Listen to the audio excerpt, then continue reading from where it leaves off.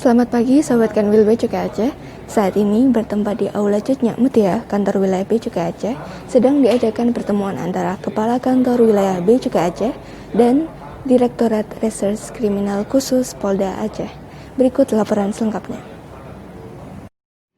Bertepatan dengan peringatan Hari Bayangkara ke-74, Kanwil Bea Cukai Aceh adakan sinergi bersama Polda Aceh melalui pertemuan antara Safwadi, Kakanwil Bea Cukai Aceh dengan tim dari Direktorat Reserse Kriminal Khusus Kepolisian Daerah atau Ditreskrimsus Polda Aceh yang diwakili oleh AKBP Bustari, Kasih Koordinasi dan Pengawasan Penyidik Pegawai Negeri Sipil atau Kasih Korwas PPNS, dan beberapa anggota penyidik dari Ditreskrimsus Polda Aceh, diantaranya AKP Aditya Pratama.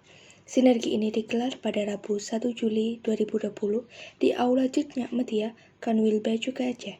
Acara ini juga dihadiri oleh Iwan Kurniawan selaku Kabid Penindakan dan Penyidikan atau P2 Kanwil Bea Cukai Aceh, beserta para pejabat eselon 4 bidang P2.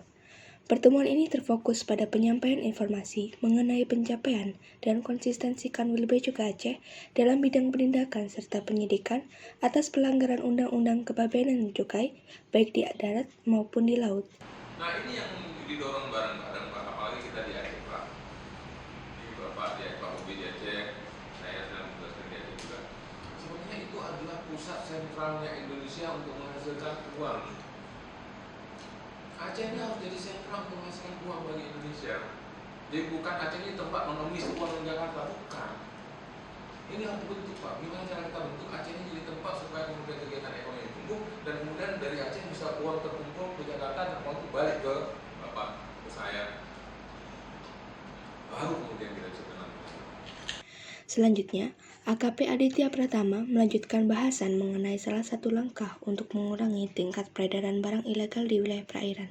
Ia menyampaikan bahwa perlu dilakukan dorongan kepada Kemenhub atau Kementerian Perhubungan untuk segera memperlakukan kewajiban pemasangan AIS atau Automatic Identification System, sebuah sistem pelacakan otomatis yang dipasang pada kapal-kapal yang berada di perairan Indonesia.